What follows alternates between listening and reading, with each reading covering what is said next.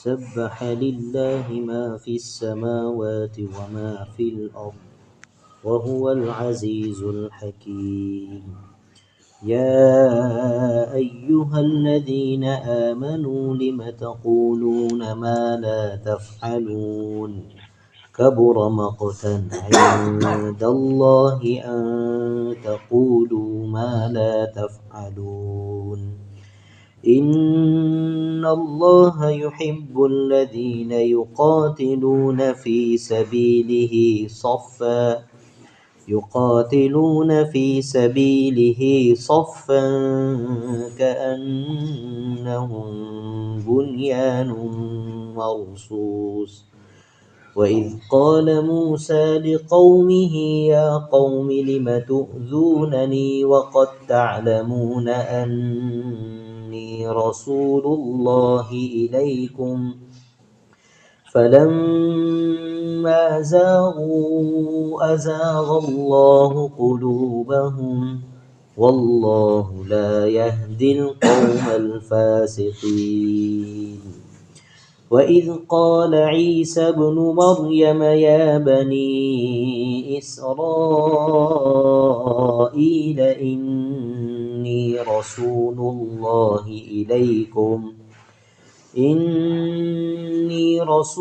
الله إليكم مصدقا لما بين يدي من التوراة ومبشرا برسول يأتي من بعد اسمه أحمد. فلما جاءهم بالبينات قالوا هذا سحر مبين. ومن أظلم ممن افترى على الله الكذب وهو يدعى إلى الإسلام والله لا يهدي القوم الظالمين. يريدون ليطفئوا نور الله بأفواههم والله متم نوره ولو كره الكافرون. هو الذي أرسل رسوله بالهدى ودين الحق ليظهره على الدين كله ولو كره المشركون. صدق الله العظيم. اعوذ باللہ من الشیطان الرجیم. میں اللہ کی پناہ میں آتا ہوں شیطان مردود کے شر سے. شروع کرتا ہوں اللہ کے نام سے جو سب پر مہربان ہے بہت مہربان ہے. سبح للہ ما فی السماوات وما فی الارض. آسمانوں اور زمین میں جو بھی کوئی چیز ہے اس نے اللہ کی تسبیح کی ہے اور وہی ہے جو اقتدار کا بھی مالک ہے اور حکمت کا بھی مالک ہے. اے ایمان والو، تم ایسی بات کیوں کہتے ہو جو کرتے نہیں؟ اللہ کے نزدیک یہ بات بڑی قابل نفرت ہے کہ تم ایسی بات کہو جو کرو نہیں. حقیقت یہ ہے کہ اللہ ان لوگوں سے محبت کرتا ہے جو اس کے راستے میں اس طرح صف بنا کر لڑتے ہیں جیسے وہ سیسا پلائی ہوئی عمارت ہو. اور وہ وقت یاد کرو جب موسیٰ نے اپنی قوم سے کہا تھا، اے میری قوم کے لوگوں، تم مجھے تکلیف کیوں پہنچاتے ہو حالانکہ تم جانتے ہو کہ میں تمہارے پاس اللہ کا پیغمبر بن کر آیا ہوں. پھر جب انہوں نے ٹیڑھ اختیار کی تو اللہ نے ان کے دلوں کو ٹیڑھا کر دیا اور اللہ نافرمان لوگوں کو ہدایت تک نہیں پہنچاتا. اور وہ وقت یاد کرو جب عیسیٰ ابن مریم نے کہا تھا، اے بنو اسرائیل، میں تمہارے پاس اللہ کا ایسا پیغمبر بن کر آیا ہوں کہ مجھ سے پہلے جو تورات نازل ہوئی تھی میں اس کی تصدیق کرنے والا ہوں اور اس رسول کی خوشخبری دینے والا ہوں جو میرے بعد آئے گا جس کا نام احمد ہے. پھر جب وہ ان کے پاس کھلی کھلی نشانیاں لے کر آئے تو وہ کہنے لگے کہ یہ تو کھلا ہوا جادو ہے. اور اس شخص سے بڑا ظالم کون ہوگا جو اللہ پر جھوٹ باندھے جبکہ اسے اسلام کی طرف بلایا جا رہا ہو. اور اللہ ایسے ظالم لوگوں کو ہدایت تک نہیں پہنچاتا. یہ لوگ چاہتے ہیں کہ اپنے منہ سے اللہ کے نور کو بجھا دیں، حالانکہ اللہ اپنے نور کی تکمیل کر کے رہے گا چاہے کافروں کو یہ بات کتنی بری لگے. وہی تو ہے جس نے اپنے رسول کو ہدایت اور سچائی کا دین دے کر بھیجا ہے تاکہ وہ اسے تمام دوسرے دینوں پر غالب کر دے، چاہے مشرک لوگوں کو یہ بات کتنی ہی بری لگے۔ الحمدللہ ہماری سورہ ممتحنہ کی تفسیر مکمل ہوئی، اور آج ہماری یہ سورہ صف کی تفسیر شروع ہوئی ہے۔ یہ سورت مدینہ میں نازل ہوئی ہے، اس میں 14 آیتیں ہیں اور 2 رکوع۔ اوپر کی جو صورت تھی اس میں خاص طور سے مسلمانوں کو یہ تعلیم دی گئی تھی کہ اگر وہ چاہتے ہیں کہ اسلام کا غلبہ ہو، اور اگر وہ چاہتے ہیں کہ مسلمان دوسری قوموں کے مقابلے میں اور اللہ کا دین دوسرے دینوں پر غالب رہے اور دوسروں سے جو ہے آگے رہے، تو بہت بنیادی شرط یہ ہے کہ ان میں مخبری کی عادت نہ ہو۔ کس کی عادت نہ ہو؟ مخبری۔ اگر مخبری کا مرض اور مخبری کی بیماری اگر قوم میں پیدا ہوگی تو قوم برباد ہو جائے گی اور وہ کسی کے سامنے ٹک نہیں سکے گی۔ یہ بنیادی سبق سکھایا گیا۔ اور مخبری کا جو راستہ ہے وہ دوستی رکھو گے دلی، اور تعلقات رکھو گے تو مخبری بھی کرو گے، اس لیے کہ پھر نفع اور نقصان کی راہیں کھلے گی۔ اس لیے اسلام نے اسی پر جو ہے ناکہ بٹھا دیا اور یہ کہہ دیا کہ کسی کے بھی ساتھ جو اسلام سے ہٹ کر ہے دلی دوستی رکھنا کہ جس کی وجہ سے نفع اور نقصان میں ہم ان کو شریک کر لیں، اس کی اجازت نہیں۔ اب دوسری صفت مسلمانوں میں کیا ہونی چاہیے کہ جس سے اسلام غالب آئے گا اور مسلمان قوم آگے آئے گی، تو وہ دوسری بڑی صفت اس صورت میں سکھائی جا رہی ہے، اور وہ ہے اللہ کے راستے میں جہاد کرنا۔ کیا کرنا؟ اللہ کے راستے۔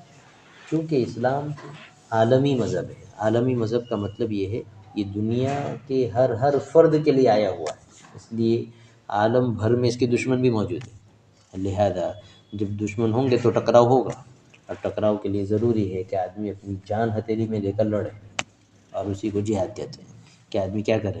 اللہ کے راستے میں جہاد کرے۔ اس صورت کا شان نزول کیا ہے؟ اس صورت کے شان نزول میں 2 باتیں ہیں۔ ایک بات تو یہ ہے کہ مدینہ میں آپ صلی اللہ علیہ وسلم جو تشریف لے گئے تو مدینہ میں یہودی زیادہ تھے۔ کون زیادہ تھے؟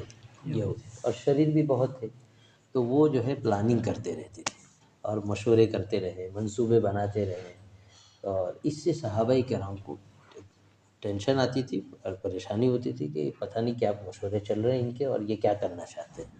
ایک بات تو قرآن نے یہ بتایا کہ یہ کوئی نیا کام ان کا نہیں، یہ پہلے سے ایسے ہی ہے، بدماش ہے، مطلب ان کا کام ہی ہے وقت کے نبیوں کو ستانا۔ اس لیے اس صورت کے پہلے رکوع میں مسلمانوں سے کہا گیا کہ وہ وقت یاد کرو جب حضرت موسیٰ بھی ان سے تنگ آ گئے تھے۔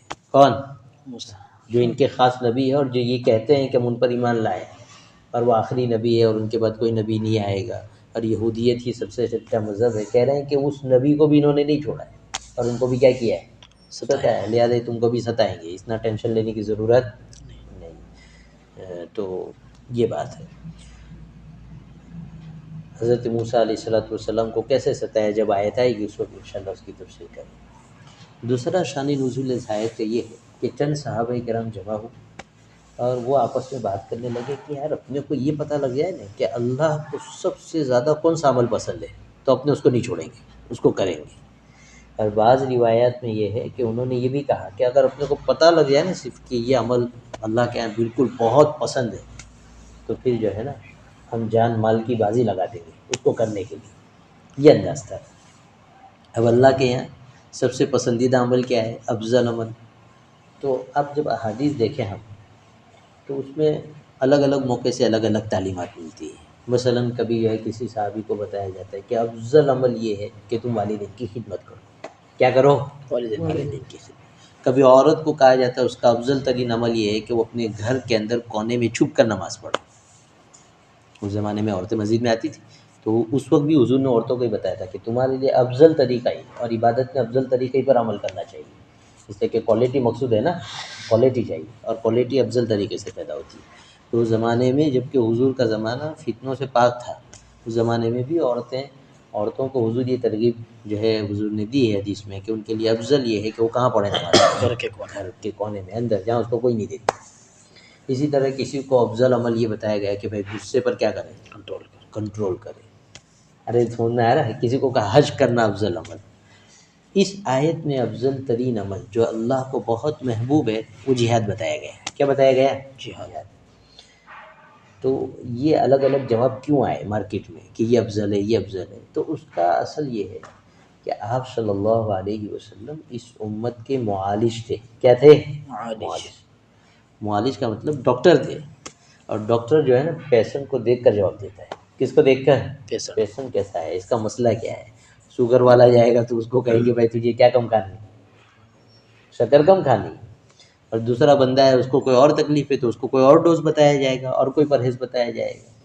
اسی طرح آپ صلی اللہ علیہ وسلم کے پاس جو صحابہ آتے تھے ان کی کنڈیشن، ان کے حالات، ان کی عادتیں اور ان کے اخلاق دیکھ کر حضور بتاتے تھے کہ آپ کے لیے یہ افضل عمل ہے۔ آگے بات سنیں جی۔ یہاں ان صحابہ کرام کا مسئلہ جو تھا ان کے حق میں افضل ترین عمل، اور عمومی طور پر سب کے لیے مسلمانوں کے لیے افضل ترین عمل بتایا گیا جہاد کریں۔ کیا کریں؟ یہ جواب دینے سے پہلے قرآن نے ڈانٹ پلائی۔ کیا پلائی ہے؟ ڈانٹ۔ کہا کہ لِمَ تَقُولُونَ مَا لَا تَفْعَلُونَ، کہ جو کام تم کرتے نہیں ہو وہ کہتے کیوں؟ یہ ڈانٹ کیوں پلائی گئی؟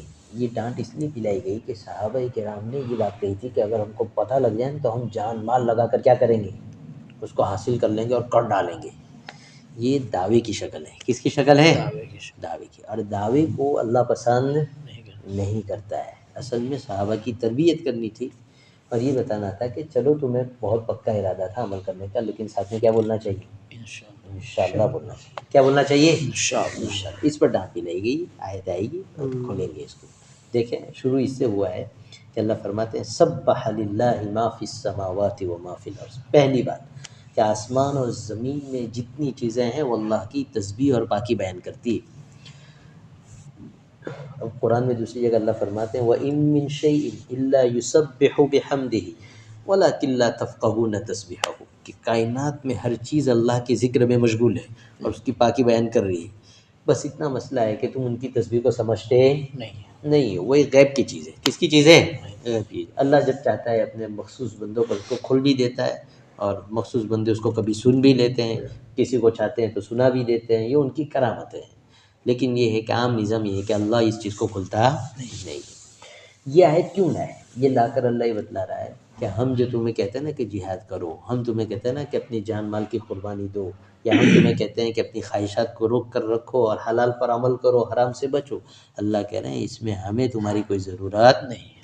بولو نہیں ہے۔ اس میں اگر فائدہ ہے تو تمہارا ہے، اس میں اگر نقصان ہے تو تم اگر نہیں کرو گے نقصان ہوگا تمہارا ہوگا، کرو گے تو فائدہ ہوگا کس کا؟ تمہارا۔ اور یہ اتنا بہترین لاجک ہے، کسی سے کوئی بھی کام کروانا ہو اس کو یہ کہو کہ اس میں تیرا یہ فائدہ ہے، اور نہیں کرے گا تو تیرا یہ نقصان ہے، وہ خود بخود ایکسائٹیڈ ہو جائے گا، اندر سے اس کو پاور ملے گی کام کرنے کے لیے۔ یہ قرآن کی سائیکالوجی۔ قرآن کہتا ہے من عمل صالحا فلنفسہ ومن اساء فعلیہا، اور بونس بھی دیتا ہے قرآن کہ اچھا کرو گے تمہارا فائدہ ہوگا، برا کرو گے بولو زکوٰۃ نہیں دو گے کوئی کائنات لوٹنے والی نہیں ہے، تمہارا ستیہ ناش ہو جائے گا۔ پیسہ ہے حج نہیں کرو گے کوئی نقصان نہیں ہونے والا، تمہاری کائنات لٹ جائے گی، ہم نے تمہارے لیے جو تیار کر کے رکھا ہے وہ تمہیں ملنے والا نہیں ہے۔ آگے بات سن، گانا نہیں چھوڑو گے تو اللہ اور اس کے رسول کا کوئی نقصان نہیں ہونے والا ہے۔ اللہ اور اس کے رسول کا تو معاملہ یہ ہے کہ وَإِن تَتَوَلَّوْا يَسْتَبْدِلْ قَوْمًا غَيْرَكُمْ ثُمَّ لَا يَكُونُوا أَمْثَالَكُمْ، کہ تم منہ پھیر کر پیٹ پھیر کر بھاگو اسلام کو چھوڑ کر، اللہ کہہ رہے ہیں ہم بے نیاز ہیں، ہم کیسے ہیں؟ ہمیں کوئی ضرورت نہیں، ہم تمہاری جگہ دوسرے بندے لائیں گے اور وہ تمہاری طرح نہیں ہوں گے۔ یہ بات قریش سے کہی تھی، عربوں سے۔ کس سے کہی تھی؟ عربوں سے، کہ یہ تم مکہ کے ارد گرد رہتے ہو، اسلام کو قبول کر لو اور دامن پھیلا کر اپنی جھولی میں اسلام کی نعمت لے لو، نہیں لوگے تو ہمیں کوئی مطلب نہیں ہے، تمہاری سرداری تمہاری مالداری سب چیزیں سائٹ میں لگ جائے گی اور ہم دوسرے لے آئیں گے۔ چنانچہ اللہ انصار کو لائے۔ کس کو لائے؟ انصار، ایسے جگر والے کہ جنہوں نے مہاجرین کو ایسا قبول کیا اپنا مال دے دیا، اپنی کھیتی دے دی، اپنی جائیداد دے دی، اور پھر جو ہے وہ اپنی جان ہتھیلیوں میں لے کر حضور کے لیے نکل گئے، اور قریش کو پتہ لگا کہ ہم سے بڑھ کر لوگ آئے ہیں مارکیٹ میں، ہے یا نہیں؟ تو یہ بات ہے۔ تو اللہ کہہ رہے ہیں سبح للہ ما فی السماوات و ما فی الارض، دین کی جو بات بھی تم تک پہنچائی جاتی ہے تمہارے نفع کے لیے، کرنا ہو تو کرو اور نہیں کرنا ہے تو ہمارا کوئی نقصان ہونے والا نہیں۔ وَهُوَ الْعَزِيزُ الْحَكِيمُ، اللہ تو غلبے والا ہے، اس کو کوئی ہرا نہیں سکتا، اور حکیم اور بڑی حکمت والا ہے۔ مطلب تمہیں جو بھی حکم دیتا ہے تمہارے بھیجے میں اترے یا نہ اترے. اس پر یقین رکھو کہ اس میں اللہ نے ہماری بھلائی رکھی ہے. کیا رکھی ہے؟ لہذا شریعت کا جو بھی کام ہوتا ہے اور جو بھی حکم ہوتا ہے تو ہر چیز کا ریزن آدمی کو اس دنیا میں معلوم بولو نہیں ہو سکتا. لیکن ایک بات طے ہے کہ اللہ کیسا ہے؟ حکمت والا ہے. کیسا ہے؟ حکمت والا ہے. اگر کسی کو پتہ لگ جائے کہ میری امی جو ہے نا وہ بہت زیادہ اس فیلڈ کی کیا ہے، ایکسپرٹ ہے، اور پھر وہ اس کو ہدایت دے کہ بیٹا یہ کر لے، یہ کر لے، یہ کر لے، تو وہ صرف اس بات سے سیٹسفائی رہتا ہے کہ میری امی کیا ہے، اس میں ایکسپرٹ ہے، وہ جو بھی کہہ رہی ہے بالکل ٹھیک کہہ رہی ہے. یا ہم کسی ڈاکٹر کے پاس جاتے ہیں تو ڈاکٹر جو بھی ایڈوائس دے رہا ہو ہمارے بھیجے میں اترے یا نہ اترے، وہ کہ یہ چیز نہیں کھانے کی، تو ہم جو ہے اس کے تمام چیزوں کے اس ڈوز کی اور اس غذا کی ہر خاصیت کو معلوم کرنے نہیں جاتے ہیں کہ اس میں فلانا جو ہے وٹامن کیا کیا ہے، کیا کیا چیز نقصان پہنچاتی ہے، کتنی ماترا میں. کچھ نہیں، ہم کو کہا ڈاکٹر نے منع کیا، ایسے نہیں کریں گے. کیوں؟ ہم ڈاکٹر کے نالج پر کیا رکھتے ہیں؟ اطمینان اور یقین رکھتے ہیں. اللہ کہہ رہے ہیں الحکیم، میں کیسا ہوں؟ حکمت والا ہوں. ہر چیز کے پیچھے ایک ریزن ہے، اس لیے میں تمہیں کہتا ہوں یہ کرو اور یہ مت کرو، لہذا اس پر عمل کرو، اس پہ تمہارا بھلا ہے. جیسے ہم لوگ دنیا میں کوئی بھی کام کرتے ہیں، کوئی بھی آدمی کرے، تین ہی ریزن ہے اس کے پیچھے، یعنی اس کو پش کرنے والے، ابھارنے والے، کام کرنے پر تیار کرنے والی تین ہی چیزیں ہیں. نمبر 1 انسان کی طبیعت، نمبر 2 انسان کی عقل، اور نمبر 3 وحی. مثلا ایک آدمی ہے بریانی کھا رہا ہے. کیا کھا رہا ہے؟ تو اس لیے کھا رہا ہے کہ اس کو مزہ آ رہا ہے. کیا آ رہا ہے؟ مزہ آ رہا ہے. اس کی طبیعت چاہ رہی ہے کھاؤ بھائی اچھی چیزیں، کھجور کھا رہا ہے، ڈرائی فروٹ کھا رہا ہے، یا کوئی بھی چیز کھا رہا ہے، اس کی طبیعت چاہ رہی ہے، مزہ آ رہا ہے، اس لیے کھا رہا ہے. اس کو یہ ہے طبیعت کی وجہ سے اس نے عمل کیا. ایک آدمی ڈاکٹر کے پاس جا کے کیا لگوا رہا ہے؟ انجیکشن. طبیعت چاہتی ہے؟ طبیعت نہیں چاہتی. آدمی کہ آدمی تو ڈر رہا ہوتا ہے جی، انجیکشن لگ رہا ہوتا ہے، کہیں اور اپنا دماغ کیا کر رہا ہے، ڈائیورٹ کر رہا ہے. کیوں کر رہا ہے؟ اس لیے کہ طبیعت اسے گھبرا رہی ہے، بھائی یہ کرنے کی چیز نہیں. اسی طرح ایک اسٹوڈنٹ ہے رات کو 12 بجے 2 بجے جاگ کر پڑھ رہا ہے، طبیعت چاہ رہی ہے کہ میں کیا کر جاؤں، سو جاؤں، لیکن یہ ہے کہ کام کر رہا ہے. یہ کون سی چیز اسے کام کروا رہی ہے؟ اس کی عقل کام کروا رہی ہے. کیا کروا رہی ہے؟ اس کو یہ پتا ہے کہ میں انجیکشن نہیں لوں گا، اینٹی بایوٹک نہیں لوں گا تو میری بیماری کیا ہو جائے گی، بڑھ جائے گی، تکلیف ہوگی. ابھی چھوٹی تکلیف برداشت کرنے میں کیا ہے فائدہ، بولو خیریت اور فائدہ ہے. تو آدمی عقل پر عمل کرتا ہے کہ نہیں کرتا ہے؟ اگر یہ آدمی عقل اور طبیعت دونوں کے ٹکرا ہوا کہ نہیں ہے، طبیعت کہہ رہی مت انجیکشن مت دو اور عقل کہہ رہی نہیں لے لو، تو آدمی کس پر عمل کرتا ہے؟ عقل کا درجہ اوپر ہے اور طبیعت کا درجہ نیچے ہے. آدمی عقل پر عمل کرتا ہے اس لیے کہ اس میں اس کا فائدہ ہے کہ نہیں. اسی طرح اسٹوڈنٹ رات کو جا کے محنت کرتا ہے، طبیعت کہتی ہے سو جاؤ، یہ کہتا ہے میں محنت کرو. یہ اس لیے کر رہا ہے کہ اس کو یقین ہے، اس کی عقل اس کو سمجھاتی ہے کہ اچھی پڑھائی کرے گا، اچھے پرسنٹیج آئیں گے، آگے جا کے ویل سیٹ ہو جائیں گے، اچھی جاب ملے گی، اچھی لائف ملے گی، ہے کہ نہیں ہے. تو عقل کی وجہ سے آدمی طبیعت کے تقاضے کو دبا دیتا ہے. اور ایک آدمی ہے رات کے اندھیرے میں چھپ کر ایک آدمی کے پاس جاتا ہے، جیب میں سے پیسے نکالتا ہے، اس کو دے دیتا ہے، میری طرف سے دیا ہے. اس کو پتہ ہے کہ آدمی مخلوص ہے، اس کو پتہ ہے کہ یہ آدمی بیمار ہے، دوا نہیں کرا سکتا، اس کو پتہ ہے کہ اس کے گھر میں کوئی لڑکی، اس کی شادی یہ نہیں کرا سکتا، میں اپنے پیسوں کے ذریعے کسی کے گھر کی عزت کی حفاظت کر سکتا ہوں، اس نے دے دیا. اب یہاں طبیعت چاہتی ہے آدمی جو محنت سے پیسہ کمائے وہ دے دے کسی کو، چاہتی ہے؟ عقل دماغ شریف میں آتا ہے، عقل کہے گی کچھ تو ریٹرن آنا چاہیے، تو کچھ بھی ریٹرن نہیں آتا ہے. اب یہ جو پیسہ رات کی تنہائی میں چھپ کر دے رہا ہے، جس میں کوئی ریٹرن نہیں آ رہا ہے اس کے پاس دنیا میں، جس میں اس کو کوئی نام نہیں ملنے والا، اس کو کوئی لذت بھی نہیں مل رہی، یہ کام یہ آدمی وحی کی وجہ سے کر رہا ہے. اس کی وجہ سے کہ اس کو پتہ ہے کہ قرآن میں اللہ نے یہ بات کہی ہے کہ میرے دوست، میرے ولی اور میرے پیارے وہ ہیں جو تنہائیوں میں چھپ چھپ کر خرچ کرتے ہیں اور دائیں ہاتھ سے خرچ کرتے ہیں، بائیں ہاتھ کو پتہ نہیں لگتا. یہ کس کے تقاضے سے عمل ہوا ہے؟ وحی کی وجہ سے. اب ہم یہ کہتے ہیں کہ جب طبیعت اور عقل ٹکراتی ہے تو آدمی کس پہ عمل کرتا ہے؟ عقل پر. اس لیے کہ عقل کا درجہ کیا ہے؟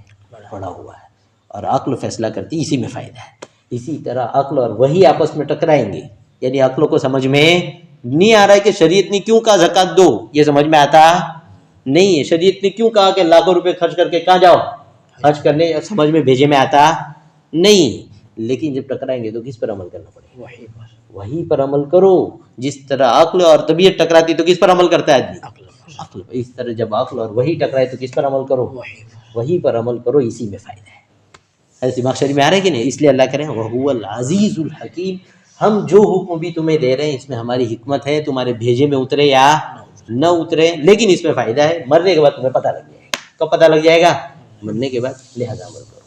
آگے اللہ فرماتے ہیں یا ایھا الذین آمنوا لم تقولون ما لا تفعلون. یہ وہ صحابہ کو کہا جا رہا ہے کہ جو کام تم نہیں کرتے وہ کہتے کیوں. یہ صحابہ کا معاملہ اتنا گڑبڑ نہیں تھا، ان کا معاملہ اتنا تھا کہ وہ انشاءاللہ نہیں بولے تھے. کیا نہیں بولے تھے؟ دوسرا یہ کچھ صحابہ، یہ احد کے بعد نازل ہوئی. کب نازل ہوئی؟ اور احد کے موقع پر کچھ صحابہ جہاد سے کیا ہو گئے تھے؟ بھاگے تھے. اور بھاگنے کی وجہ وہ تھی کہ ایک غلط بات مشہور کر دی گئی تھی کہ نعوذ باللہ حضور کیا ہو گئے؟ شہید ہو گئے. تو صحابہ کی ہمت ٹوٹ گئی اور ان کے پاؤں کھڑ گئے اور وہ بھاگے. اور پھر جب دیکھا کہ حضور تو چند صحابہ کے ساتھ جو ہے بالکل میدان میں بیچوں بیچ کھڑے کفار کے بیچ میں اور جہاد کر رہے ہیں، تو تمام صحابہ واپس آئے اور انہوں نے جنگ کی. اسی طرح فرسٹ مرتبہ، پہلی مرتبہ جب جہاد کا حکم آیا تھا نا، تب کچھ صحابہ کو کیا پڑا تھا؟ بوجھ پڑا تھا کہ یار جنگ کرنے کا کیوں حکم دیا ہے؟ کس کا؟ جنگ کرنے کا حکم کیوں دیا ہے؟ تو اس پر اللہ ان کو ڈانٹ پلا رہے کہ تو اس وقت تو ہم نے حکم نازل کیا تھا تو تم کو تو بھاری پڑ رہا تھا، اور کہتے ہو کہ جان مال کی بازی لگا کر کیا کر لیں گے؟ وہ عمل کر لیں گے. اس پر ان کی تربیت کی جاتی. اس سے پتہ لگا کہ ہر آدمی کو تربیت کی ضرورت ہوتی. کس کی؟ تربیت. بڑے سے بڑے آدمی کو کائی کی ضرورت ہوتی ہے؟ تربیت. ہم تو 1400 سال کے بعد آئے ہیں. کتنے سال کے بعد؟ ہر طرف گناہ والا ماحول ہے، فتنہ ہے. اس سے پتہ لگا کہ ہمارے سر پر بھی ایک آدمی ہونا چاہیے جو ہماری کیا کرے؟ تربیت. بولو تربیت. اس لیے زندگی کا شیڈیول یہ ہونا چاہیے، ہم کوئی کام کرے ہمارے کاموں میں ایک دیندار آدمی جس کو ہم دیکھیں کہ نمازوں کا پابند ہے، حلال حرام کا پابند ہے، اللہ نے اس کے اندر دینداری رکھی، ایسے آدمی کو اپنے کام میں کیا کرو؟ شریک کرو. اللہ اس کی زبان سے تمہارے لیے خیر کے دروازے کھولے گا. کیا کھولے گا؟ خیر کے دروازے. گمراہی کے راستے اللہ بند کر دیتا ہے. کس کے؟ گمراہی کے راستے. کسی نیک آدمی سے جڑنے کی وجہ سے اللہ بند کر دیتا ہے. دوست کا دوست دوست ہوتا ہے. دوست کا دوست کیا ہوتا ہے؟ دوست ہوتا ہے. لہذا ہم اللہ کے کسی پیارے بندے سے دوستی رکھیں گے، اس کی برکت سے اللہ ہمیں اپنا دوست بنائے گا اور ہماری بھی تربیت ہوگی. تو صحابہ کا یہ معاملہ ہوا. قرآن نے ڈانٹ پلائی اور کہا کبر مقتا عند اللہ ان تقولوا ما لا تفعلون، کہ اللہ کے ہاں یہ بات انتہائی نفرت کا سبب بن جاتی ہے کہ آدمی دعویٰ کرے. کیا کرے؟ دعویٰ. لہذا دو باتیں. ایک بات تو یہ کہ آدمی کوئی کام کرنا چاہے تو اس کو دعویٰ نہیں کرنا چاہیے. جب ٹائم آئے گا تو کر لینا چپ چاپ. یہ کیا ڈنڈورا پیٹ رہے ہیں، اس سے پہلے یہ کروں گا نہیں، یہ کروں گا نہیں، اتنا وہ کر ڈالوں گا نہیں کروں گا، پھر وہاں گئے تو 0-0. اس لیے کہ آدمی کے دل کے ارادے کے بھی آدمی جو ہے مالک نہیں ہے. اللہ جب چاہتا ہے دل کو یوں پھیر دیتا ہے، جب چاہتا ہے یوں پھیر دیتا ہے. قرآن اللہ نے جو ہے حضور نے جو اللہ سے دعا مانگی وہ یہ ہے، یا مقلب القلوب صرف قلوبنا علی طاعتک، یا مصرف القلوب صرف قلوبنا الی طاعتک، کہ اے دلوں کو پھیرنے والے تو ہمارے دل کو اپنی عبادت کی طرف پھیر دیجیے، اپنی اطاعت کی طرف، اپنی فرما برداری کی طرف پھیر دیجیے. معلوم ہوا کہ دل بھی ہمارے کنٹرول میں نہیں ہے. لہذا دعویٰ نہیں کرنا چاہیے. ہاں اگر کسی کام کا اظہار کرنا ہی کہ میں کرنا چاہتا ہوں تو ساتھ میں کیا جوڑو؟ انشاءاللہ جوڑو. کیا جوڑو؟ انشاءاللہ. تو ہمیں کیا بولنے کا؟ انشاءاللہ. وہ ایک آدمی کا قصہ مشہور ہے نا، بھینس لینے گیا، مولوی صاحب ملے، مولوی صاحب نے کہا بھائی کہاں جا رہا؟ کہا بھینس لینے. کہا انشاءاللہ تو بولو. تو کہا انشاءاللہ کیا بولنے کا؟ جیب میں پیسے ہیں، مارکیٹ میں بھینس ہے، جا کے خرید لوں گا. انشاءاللہ بولنے کی کیا ضرورت ہے؟ مارکیٹ میں گیا تو پیسے چوری ہو گئے. کیا چوری ہو گئے؟ پیسے چوری ہو گئے. اور کچھ چوری کا الزام بھی لگا، مار بھی پڑی. اب ریٹرن آیا، مولوی صاحب ملے، بولے کیا ہوا بھائی؟ کہا انشاءاللہ مارکیٹ گیا تھا. انشاءاللہ تو فیوچر کے ساتھ ہے نا، پاسٹ کے ساتھ نہیں ہے. پیچھے والے وہ کہہ رہے ہیں انشاءاللہ مارکیٹ گیا تھا. تو بولے پھر کیا ہوا؟ بولے انشاءاللہ پیسے چوری ہو گئے. اب ہر چیز میں انشاءاللہ. بھائی انشاءاللہ کیوں لگا رہا ہے؟ تو بولے انشاءاللہ نہ بولنے کی وجہ سے بہت بھگت کے آیا ہوں، اب ہر چیز میں انشاءاللہ بولوں گا. اس لیے کیا بولیں؟ انشاءاللہ. حضور صلی اللہ علیہ وسلم کا وہ قصہ یاد کرو کہ آپ صلی اللہ علیہ وسلم کے پاس یہودی آئے اور حضرت سے عرض کیا کہ اس چیز کا جواب دو، اس چیز کا جواب دو، اس چیز کا جواب دو. تو ظاہر سی بات ہے حضور پہ عالم الغیب تھوڑی تھے کہ ہر چیز پتہ ہو. تو حضور نے فرمایا کہ میں تمہیں بتا دوں گا. اور حضور کو یہ تھا کہ جب بھی ایسی کوئی بات آتی تھی تو باقاعدہ حضرت جبرائیل آتے اور حضور سے بتاتے کہ اس کا یہ جواب ہے اور یہ بات ہے. تو حضور کو یہی تھا صلی اللہ علیہ وسلم کہ اللہ وہی بھیج دیں گے، میں بتا دوں گا. حضور نے ڈائریکٹ کہہ دیا کہ میں جو ہے تمہیں کہہ دوں گا. اب وہی رک گئی. کیا رک گئی؟ وہی نہیں آ رہی. اب حضور پریشان. وہ زمانہ حضور کا بہت ڈینجر گزرا ہے، اس لیے کہ تانے پہ تانے ملے. دوسرے دن آئے، تم تو بہت کہتے تھے نا، بتاؤ کیا جواب ہے. اب وہی نہیں آئے تو کیا جواب دیں. اب حضور پریشان، اور ان لوگوں نے جینا حرام کر دیا. خوب تانے دیے، خوب تانے دیے. حضور پریشان ہوئے. پھر کچھ دنوں کے بعد جو ہے وہی نازل ہوئی اور پہلی یہ بات کہی گئی، وَلَا تَقُولَنَّ لِشَيْءٍ إِنِّي فَاعِلٌ ذَلِكَ غَدًا إِلَّا أَن يَشَاءَ اللَّهُ، کہ آئندہ کے لیے ہمیشہ یہ بات پلے باندھ لیجیے پکا یاد رکھیے جو ورڈز استعمال ہوئے نا گرامر کے اعتبار سے، بالکل مت بھولو کہ جب بھی کسی کام کے بارے میں تمہارا ارادہ ہو کہ میں کروں گا تو ساتھ میں انشاءاللہ کہوں گا۔ یہ کس کی تربیت ہوئی؟ حضور۔ معلوم ہوا کہ کوئی بڑے سے بڑا آدمی تربیت سے باہر نہیں۔ ہاں اتنا فرق ہے کہ نبیوں کی تربیت براہ راست کون کرتا ہے؟ اللہ کرتا ہے، اور عام لوگوں کی تربیت کون کرتے ہیں؟ نبی کرتے ہیں، اور نبی کے بعد نبی کے وارث کرتے ہیں، لیکن عام تربیت سے کوئی باہر جاتا نہیں ہے۔ تو حضور کی تربیت ہوئی، کہا کہ آئندہ کبھی بھی انشاءاللہ چھوڑنے کا نہیں۔ تو پتہ لگا کہ ہمیں کیا بولنے کا انشاءاللہ۔ البتہ اس آیت میں ایک بات ہے، وہ یہ کہ تھوڑا کنفیوژن کچھ لوگوں کو ہو جاتا ہے اس آیت سے۔ اس میں کہا گیا ہے کہ جو کام تم نہیں کرتے وہ کیوں کہتے ہو؟ تو اس میں مطلب ہے دعویٰ مت کرو۔ کیا مت کرو؟ یہ نہیں ہے کہ دعوت مت دو۔ کیا مت دو؟ دعوت مت دو، اس کا اس سے کچھ لینا دینا۔ دعویٰ الگ چیز ہوتی ہے، دعوے کا مطلب ہے آپ کو کچھ کرنا ہی نہیں، آپ بولتے جا رہے ہیں، تو یہ غلط چیز ہے۔ اور اگر پکا کرنے کا ارادہ ہی نہیں ہے اور پھر بھی بول رہا ہے تو یہ تو بہت بڑا گناہ ہے۔ کیسا ہے؟ بہت بڑا گناہ ہے، اور اسی کا اس میں تذکرہ ہے، کبر مقتا عند اللہ ان تقولوا ما لا تفعلون۔ اور ایک ہے آدمی کسی کو دعوت دے، کیا دے؟ دعوت دے۔ مثلا میں کسی کو چائے نہیں پلاتا، لیکن میں مارکیٹ میں اپنے دوستوں سے کہتا ہوں بھائی 4 آدمی چائے پلاؤ، کیا کرو آپ؟ تو کہہ سکتے ہیں کوئی مسئلہ نہیں ہے۔ اسی طرح جو ہے میں تہجد نہیں پڑھتا، لیکن کسی کو میں دعوت دوں کہ بھائی تہجد پڑھا کرو، تو اس میں کوئی حرج نہیں۔ یا کوئی بندہ فرض نماز نہیں پڑھتا ہے لیکن دوسرے کو دعوت دے رہا ہے بھائی فرض نماز پڑھو، آپ کیا کرتے ہو؟ تو یہ دعوت دینے میں کوئی حرج نہیں۔ البتہ قرآن میں اور سائیکولوجیکل انداز میں ایک بات سمجھائی گئی۔ قرآن نے کہا اتأمرون الناس بالبر وتنسون انفسکم وانتم تتلون الکتاب افلا تعقلون، کہ کیا تم لوگوں کو نیکی کی دعوت دیتے ہو اور خود کو سائڈ میں کھڑا کر کے رکھا ہوا ہے؟ یہ تو کوئی عقل مندی کی بات ہے۔ قرآن یہ کہہ رہا ہے، کیا کہہ رہا ہے؟ یہ کوئی عقل مندی کی بات ہے۔ مطلب قرآن یہ نہیں کہہ رہا کہ دعوت مت دو، قرآن یہ کہہ رہا ہے دعوت کے ساتھ خود بھی کیا کر لو؟ عمل کر لو، ورنہ یہ لوگ آگے بڑھ جائیں گے اور تم کیا رہو گے؟ پیچھے رہو گے۔ مثلا دسترخوان لگا ہوا ہے، بریانی جم کے ہے، مست خوشبو آ رہی ہے، اور ایک بندہ سب کو آ جاؤ بیٹھ جاؤ، آ جاؤ بیٹھ جاؤ، 2 دن سے بھوکا ہے، تو اس کو کوئی کہے گا کہ تو بھی تو بیٹھ جاؤ، نہ ختم ہو جائے گی۔ ایسا معاملہ ہے نیکی کے معاملے میں کہ بھائی دوسروں کو دعوت دو، کوئی مسئلہ نہیں ہے، لیکن ساتھ میں خود بھی کیا کرو؟ عمل کرو۔ اس سے پتہ لگا کہ ہم لوگ کبھی کبھی اپنے ساتھیوں کو یا ہمارے سماج میں دوسرے لوگوں کو ہم جو تانا دے دیتے ہیں نا، پہلے تو خود کر لے پھر آ جانا ہے، یہ صحیح طریقہ نہیں ہے، یہ صحیح طریقہ نہیں۔ اگر کوئی آدمی ایسا ہے جی، اور ہمیں مثلا ہم نے کسی ایسی چیز کی دعوت دے دی کسی کو جو خود کرتے نہیں، مثلا کبھی جماعت میں گئے نہیں، دوسرے کو بول دیا بھائی جانا ہے امیر صاحب آئے تو لکھوا 3 دن لکھا، 10 دن لکھا، چلا لکھوا، آسان میں آنا کر تو کر لے پہلے، تو اس میں بھی بہت ایموشنل ہونے کی ضرورت نہیں ہے نا، یہ تو توفیق کا کام ہے بھائی۔ انشاءاللہ میں بھی دعا کروں گا، آپ بھی دعا کرو کہ اللہ ہم کو کیا دے؟ توفیق دے۔ کسی کو تانے دینے کی ضرورت نہیں۔ اللہ تعالیٰ ہمیں اس کو سمجھنے کی توفیق عطا فرمائے اور اس پر عمل کرنے کی توفیق عطا فرمائے۔ انشاءاللہ آگے 4 آیت کی تفسیر بعد میں ایک ہفتے کروں۔ سبحان اللہ۔